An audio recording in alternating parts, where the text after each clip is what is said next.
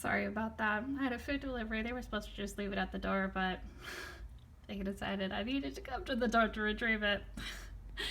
Anyways, so Jeanette Oki, I don't know how to pronounce her name. I've heard it several times.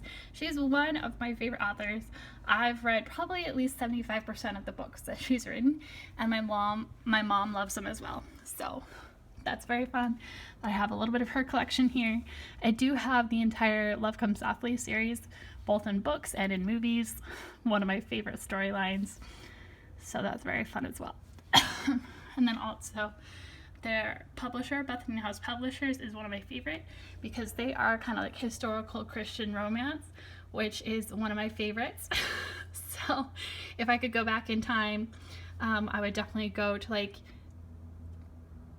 somewhere in the 1800s here in the US.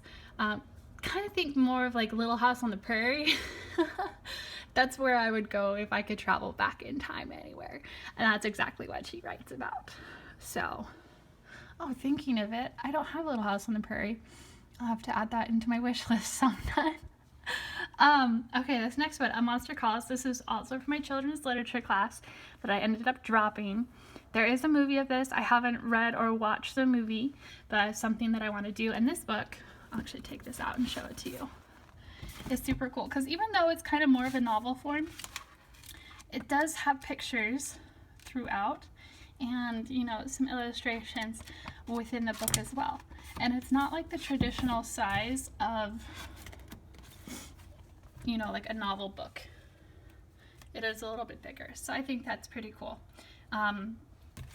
After all, it is a young adult book, so it makes sense that they make it a little bit different. All right, and then here's Sold, yet another book from that class. Inside the Animal, this is a poetry book all about Red Riding Hood, you know, on the Big Bad Wolf. I met this author as well. She signed this book. She actually came to my university with another person. I don't remember his last name, but Ben something. They did a poetry reading for us, so that was super good. See, here's Jeanette Oak, Loves Come Softly. This is the first book in the series. Highly recommend to anyone that's looking for a new series to read. And then here we've got a couple more of the Southern Quail. Southern Quail is my university's literary arts journal. So this edition is from 2011, and we were celebrating 60 years back then. So very excited. This was super cool. So there's that. And then I was managing editor for this year's edition. The Southern Quail, as you can tell, it's quite a bit bigger than all these other ones.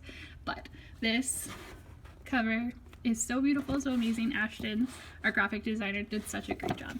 All right, then we've got Just Listen. Again, another book from that young adult literature class. I haven't read it yet, but again, it's a young adult, so it's all about teenagers and high school life. So very excited to eventually one day read that. And then here are a couple, oh yeah, Madelines Ghost by Victor Gladsko. Again, another author I know. This is just a nice little novella. Very pleasant to read. And then over here, a few of my favorite more of children's books. Well, The Forgotten Carols is music.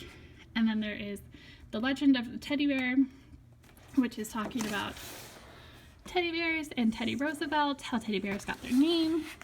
And then my personal favorite, The Magic at Christmas. Fun story about this book. I actually got this during, I think it was my senior year of high school. I worked at the elementary library after school, and I helped with a book fair, so I got to choose one free book, and this is the book I chose. So I've had this for more than 10 years now, but it's one of my favorites. It's super cute. As you all know, I love Christmas, I love children's books, so this is an all-time fave. So I will be putting these back up where they need to go. And if you're wondering how I put things in order, I actually just do these ones by height.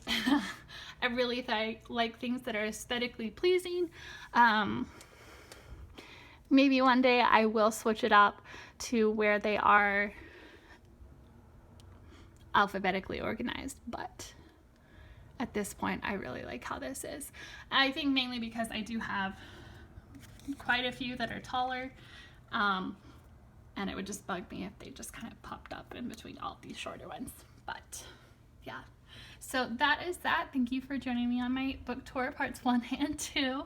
I hope you guys have a great day, and let me know if you guys want me to do a tour of, well, show you what is in my bin of books that I love, that I'm not at this point willing to share with other people. And then if you also want a tour of the bookcase that I have in my bedroom, which is books on my to-read list. All right. I hope y'all have a great rest of your day, and I'll see you in another video sometime soon.